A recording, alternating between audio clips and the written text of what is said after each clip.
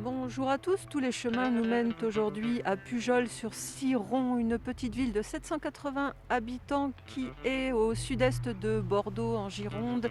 Et Pujol-sur-Ciron, c'est le Ciron que nous avons ici derrière nous, d'une longueur de 97 km et qui traverse 3 départements. En écrivant mon livre Les Maîtres du Ciron, je suis tombé amoureux des radeliers du Ciron. Les radeliers du Ciron, c'était des hommes donc, qui avaient pour mission de transporter des bois depuis Villandreau jusqu'à Barsac pour aller jusqu'à Bordeaux. Et ils étaient ensuite repris par les charbonniers anglais qui débarquaient leur charbon et repartaient avec les poteaux de mine donc, qu'ils avaient récupérés.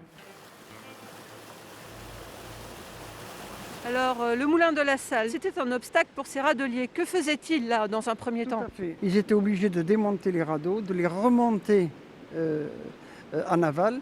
Ils ont eu l'idée de construire ce qu'on appelle les passelis ou les lindas, qui sont tout simplement des toboggans d'eau sur lesquels les radeliers surfaient et pouvaient donc ainsi traverser. Il fallait être habile pour rester debout sur les rondins, là, dans ces remous. Tout à fait. C'était des hommes qui étaient très aguerris. Le radeau faisait 12 à 14 mètres. Ils étaient obligés d'avoir un équilibre parfait. Et malgré tout cela, il y a eu beaucoup d'accidents.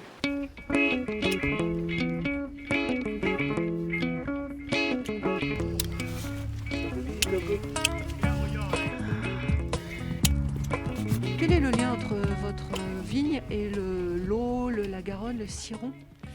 Alors, le lien, c'est la pourriture noble.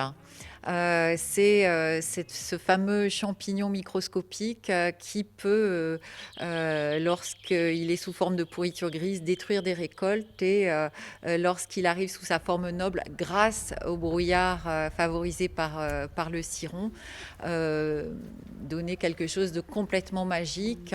Il va en fait multiplier le nombre d'arômes de façon extraordinaire et donc pour créer des vins qui ont un potentiel aromatique absolument fabuleux. Et là, nous sommes dans une pièce un peu étrange, un grenier. Vous appelez cela la tisanerie.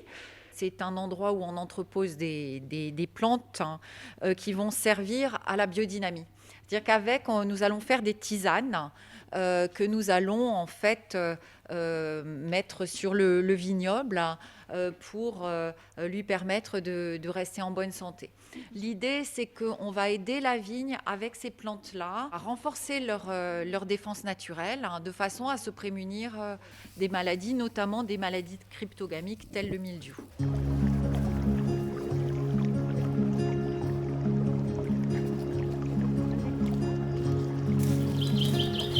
Là, nous sommes dans la nature, vous le voyez, une belle forêt, le Ciron juste à côté de nous.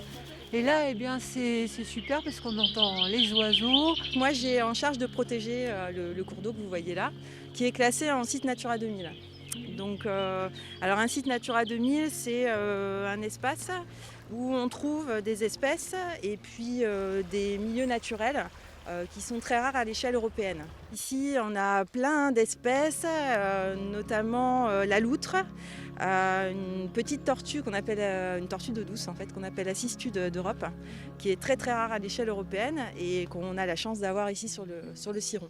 Et dans l'eau, on peut apercevoir peut-être des anguilles ou des lamproies. Effectivement, on a de l'anguille, de la lamproie, lamproie marine, fluviatile de plein air. Il y a plein de choses à faire ici et profiter de cette nature accueillante. Je vous dis au revoir et à bientôt pour de nouvelles aventures en Nouvelle-Aquitaine.